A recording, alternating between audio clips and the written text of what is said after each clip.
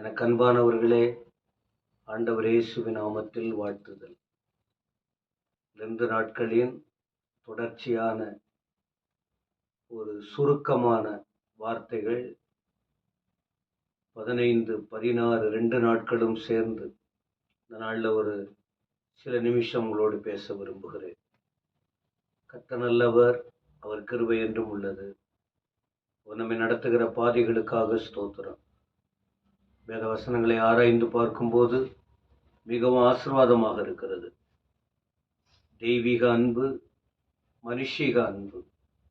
ஆண்டவர் இயேசு கிறிஸ்து பரலோகத்தோடு எந்த அளவுக்கு அன்பை செலுத்தினார், பூமியிலே வாழ்ந்த மனுஷர்களிடத்தில் எப்படி அவர் அன்பை செலுத்தினார் என்று வேதத்தில் நாம் படிக்கிறோம். இன்றைக்கும் இந்த 2 நாட்களுக்கும் சேர்ந்து உங்களுக்கு கொடுக்கப்படுகிற ஒரே ஒரு செய்தி, மார்க் 10ஆம் அதிகாரம் 13 முதல் 16 வரைக்கும்.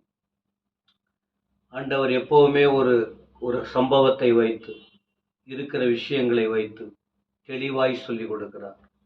இதிலே பரலோக தொடர்பு உண்டு, இதிலே அவருடைய தன்மை உண்டு, கூட இருக்கிறவர்கள் உணர்த்தப்படுவதுண்டு, மற்றவர்கள் ஆசீர்வதிக்கப்படும் வழியை கற்றுக் கொடுப்பதுண்டு. இந்த வேத பகுதியில் தேவன் எந்த அளவுக்கு சிறு பிள்ளைகள் என்று கூட பாராமல் அவர் தமது அன்பை செலுத்தினார் என்று பார்க்கிறோம். இன்றைக்கு நாம் சொல்லுகிற ஒரு வார்த்தை என்ன? தெய்வீக அன்பில் பட்சபாதமே இல்லை. அவருடைய அன்பு அப்படிதான் காணப்பட்டது. 13ஆம் வசனம், அப்பொழுது சிறு பிள்ளைகளை அவரை தொடும்படி அவர்களை அவரிடத்தில் கொண்டு வந்தார்கள். கொண்டு வந்தவர்களை சீஷர்கள் அதட்டினார்கள். சிறு பிள்ளைகள். ஆண்டவர் இயேசு அந்த நாட்களில் பிரயாணமாய் ஊழியங்களில் போனபோது அவரை தொட்டால் ஒரு ஆசீர்வாதம். இன்றைக்கு அந்த நிலைமை இருக்கிறது.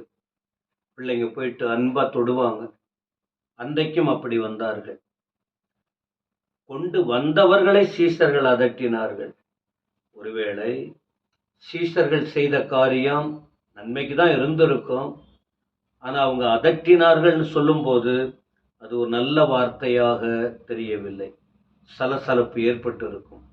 ஒரு பக்கம் பிள்ளைகள், அவங்களுக்கு புரியாது.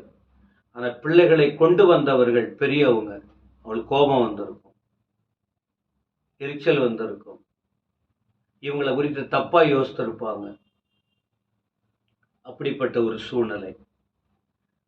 நாம தேவனிடத்தில் வருவதற்கு எந்த தடை பண்ணக்கூடாது.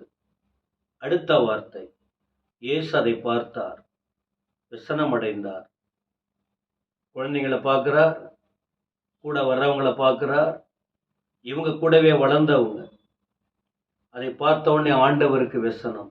பிரியமானவர்களே, நாம ஆண்டவர் இயேசுவுக்கு விசனப்படுற அளவுக்கு நம்முடைய செயல் இருக்கக்கூடாது. அவர் சந்தோஷப்பட வேண்டும். நம்முடைய சொல்லா இருக்கட்டும், செயலா இருக்கட்டும், பார்வையா இருக்கட்டும், பழக்க வழக்கமா இருக்கட்டும், எது செய்யட்டும் அது மகிமையா இருக்கணும். அவர் व्यसனப்படுற அளவுக்கு நம்முடைய காரியம் இருக்கக்கூடாது. அடுத்து சொல்றார், व्यसனப்பட்டு சின்ன பிள்ளைங்க என்னிடத்தில் வருவதற்கு இடம் கொடுங்க. அது நல்லது. என்கிட்ட வந்தா என் அன்பை அவங்க புரிஞ்சுக்குவாங்க, சந்தோஷமா இருப்பாங்க, நல்லா வளருவாங்க, ஒரு நல்ல நிலைக்கு மாறுவாங்க. இப்ப சிறு பிள்ளைகள், நாளை வாலிபர்கள், நாளை முதியவர்களா மாறுவாங்க. ஆரம்பத்துல போடுற விதை பின்னாட்களில் அவங்களுக்கு பிரயோஜனமா இருக்கட்டும். அதான் சபைகளில் கூட சிறு பிள்ளைங்க ஊழியம் வச்சிருக்கிறோம். அவங்களுக்கு ஆரம்பத்திலேயே நல்ல காரியங்களை கற்றுக் கொடுத்தால் நல்லபடியா அவங்க வளருவாங்கன்னு. இடம் கொடுங்கள், தடை பண்ணாதுங்க. ஏன்? தேவனுடைய ராஜ்யம் அப்படிப்பட்டவர்களுடையது. ஏன் சிறு பிள்ளைகள் தேவ ராஜ்யத்துக்கு ஒப்பிட்டு சொல்லுகிறார்? இன்னைக்கு அச்சா கூட உடனே ஓடி வருவாங்க, திட்டுனா ஓடி வந்து காலை பிடிச்சிக்குவாங்க, அன்பை செலுத்துவாங்க, சுற்றி சுற்றி வருவாங்க. ஆனால் பெரியவங்க அப்படி இருக்க மாட்டாங்க. என்னை சொல்லிட்டாங்க, அவங்க எங்களை சண்டை போட்டார்கள், அந்த நட்பே வேணாம், அந்த அன்பும் வேணாம், ஒன்றும் வேணாம், ஒதுங்கி போவார்கள். சின்ன பிள்ளைங்க அப்படி இல்லை. அதனால தேவ ராஜ்யம் அப்படிப்பட்டவர்கள் உடையது. அதனால் அவர்களை தடை பண்ணாதீங்க, இடம் கொடுங்க. 15ஆம் வசனம், எவனாயிலும் சின்ன பிள்ளைய போல தேவனுடைய ராஜ்யத்தை ஏற்றுக்கொள்ளாவிட்டா. அப்ப சின்ன பிள்ளைங்க என்ன பண்றாங்க? ஏற்றுக்கொள்ளுகிற மனம். இதை செய்யாதப்பா, செய்ய மாட்டாங்க. இதை செய்யுங்க, செய்வாங்க. ஏதோ சில பிள்ளைகள் முரடா இருப்பாங்க, மற்றபடி பிள்ளைகள் சொல்வதை கவனித்து நடப்பாங்க. தேவராஜ்யத்தை ஏற்றுக்கொள்ளாவிட்டால் அவன் அதில் பிரவேசிப்பதில்லை. சின்ன பிள்ளைகள் போல தேவராஜ்யத்தை ஏற்றுக்கொள்ள வேண்டும், அதில் பிரவேசிக்க வேண்டும் என்று மெய்யாகவே உங்களுக்கு சொல்றேன். ஆண்டவர் சொல்லுகிற வார்த்தையை ஏற்றுக்கொண்டு வாழ வேண்டும். அப்புறம் என்ன சொல்றாரு? 16ஆம் வசனத்தில் அவர்களை அணைத்து கொண்டு அவர்கள் மேல் கைகளை வைத்து அவர்களை ஆசீர்வதித்தார். அவங்க வந்த அன்பு வெளிப்படுது பாருங்க.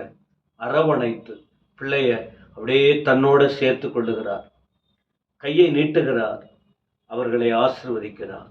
இன்றைக்கும் இந்த வார்த்தைகளை கேட்கிற எனக்கு அருமையானவர்களே, எதையும் விளையாட்டா எடுத்துக்க வேணாம், கொஞ்சம் கவனமா எடுத்துக்கொள்ளுவோம்.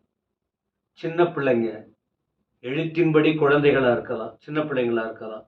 ஆனா ஆவிக்குரிய ரீதியில் புதிதாய் ஆலயத்துக்கு வருகிறவங்க, அவங்களுக்கு வசனம் தெரியாது, அவங்களுக்கு ஜெபம் தெரியாது, அவங்களுக்கு ஆராதனை ஒழுங்கு தெரியாது, ஆலயத்தின் சிறப்பு தெரியாது.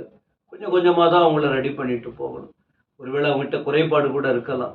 உடனே அவர்களை சுட்டி காட்டி அவர்கள் உள்ளே வர முடியாதபடி தடையா இல்லாம அவர்களைப் போல மாறி அவர்களுக்கு தேவ ராஜ்யத்தை சொல்லி தேவ அன்புக்கு கொண்டு வர முயற்சிக்க வேண்டும். இங்கே ஆண்டவருடைய செயல்பாடுகள், சீஷர்கள் காரியங்கள், வந்தவர்கள், இதையெல்லாம் பார்க்கும்போது தெய்வீக அன்பு சின்ன பிள்ளைக்கும் வெளிப்படுத்தப்பட்டதை பார்க்கிறோம். தேவன் அன்புள்ளவர். ஒருவேளை உங்களை யாராவது புறக்கணிக்கிறாங்களா, உங்க மேல அன்பு இல்லாம உங்களை இடம் கொடுக்காம ஆண்டவர்கிட்ட வர முடியாதபடி தடையா இருக்காங்க, கவலைப்படாதீங்க. அவர் உங்களை அழைப்பார், அவர் உங்களுக்கு அன்பை செலுத்துவார், அவர் உங்களை அரவணைப்பார், அவர் உங்களை ஆசீர்வதிப்பார். இந்த இயேசு கிறிஸ்துவின் அன்பை புரிந்து வாழுங்க. ஆண்டவர் உங்களை ஆசீர்வதிப்பாராக. இந்த வார்த்தைகளுக்காக ஸ்தோத்திரம். கேட்ட எல்லாரையும் ஆசீர்வதிங்க ஆண்டவரே, மகிமையாய் நடத்தும். இயேசுவின் நாமத்தில் பிதாவே, ஆமென், ஆமென்.